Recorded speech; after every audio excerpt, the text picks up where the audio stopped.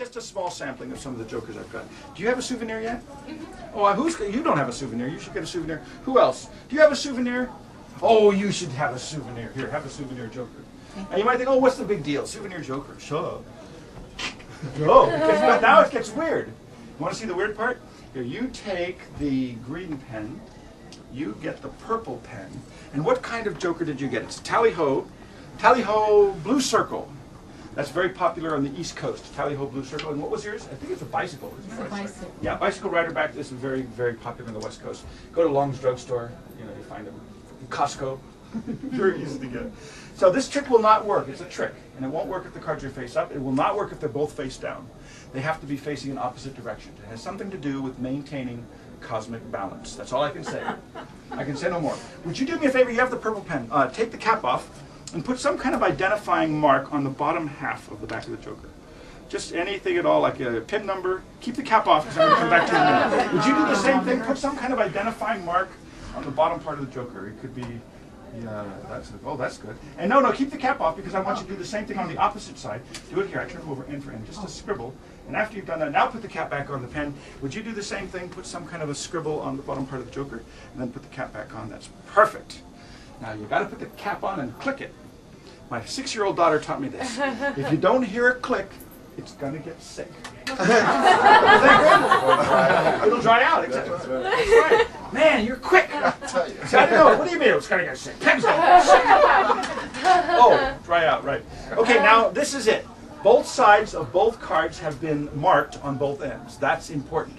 Because what I'm going to do is I'm literally going to send these two cards from Hollywood, California, all the way to the 4th dimension. And to do this, I need to make 3 cuts. The first 2 cuts are not really important. Third cut is extremely important. It has to be as close to the middle as possible. That's good. This is going to work out great. Watch closely. Really, don't take your eyes off of these cards. This is going to be strange. Right now, the cards are on their way. If I untwist it, that's kind of a good start. Looks kind of weird, doesn't it? It's a good start. But here's where it gets even more bizarre. I'm going to twist the cards by turning them both together, watch closely, clockwise. See, that's what makes it work. Turning them clockwise, one card is actually passing through the other. See? On both sides, of course. The trick is to switch the corners here, the outer 2 corners, and the inner 2 corners. Now I can continue the twist. Isn't that weird? Now, right now, the cards are not really here. Right now, both cards are in the 4th dimension. And most magicians that know this, and there's really only a handful in the world, they would stop right now. That's all they know.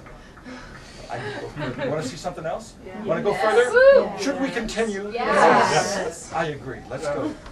Here's where it gets weird. If I twist it and switch the corners back, but in the opposite order and in the opposite direction, something very strange happens. The cards come back to Hollywood, California, but they come back in a very strangely altered state. If I peel them apart, you'll notice now this card has a back on both sides.